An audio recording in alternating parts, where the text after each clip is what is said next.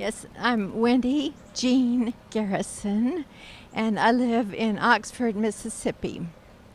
Well, I've been playing for the guitar, does the singing, but I've been playing for over 30 years, slide guitar.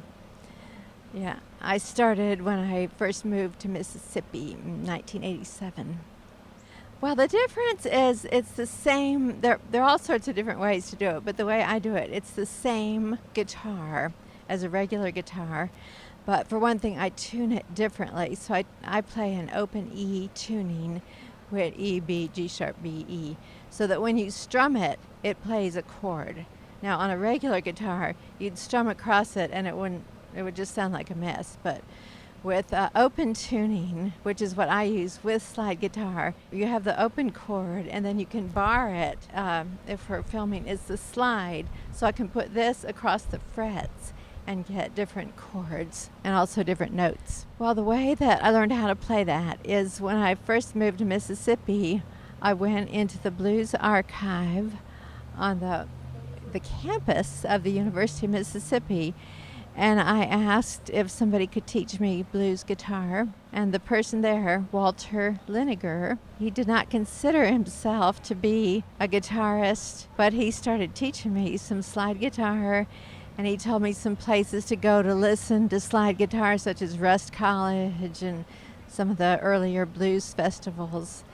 And at the time I played regular guitar, but the more I played slide guitar, the more people liked it, and the more feedback I got that people liked it. So the more feedback I got, the more I started to try to work really hard on it. I've never been a singer, and so people always, even after they've heard me for years, they say, well, we really liked your singing, and I just let it go, because to me that's a great compliment, because it was the guitar that was doing the singing. It's hard to say a favorite, but I've started to like some of the gospel songs, like I played In the Garden, that's a beautiful one, or Jesus Keep Me Near the Cross. It's just a good slide song, and it has a lot of meaning to it, and I've played it at church many times.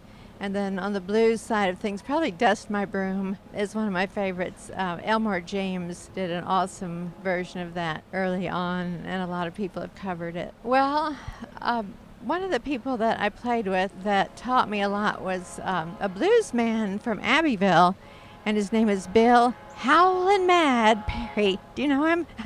Anyway, I got an apprenticeship with him from the Mississippi Arts Commission. Gave me an apprenticeship to work with him, whereby they paid him for his time, and I got the benefit of learning from him.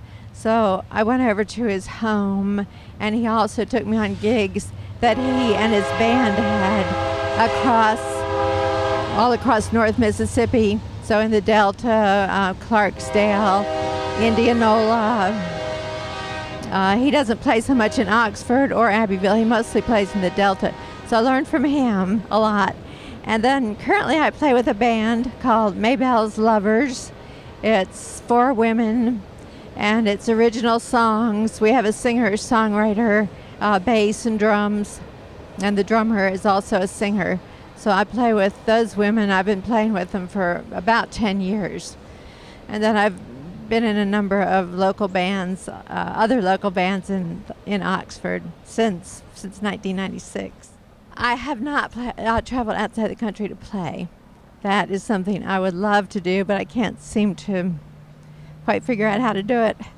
So yeah, I admire people who do that, and I think people in Europe would be open to that music.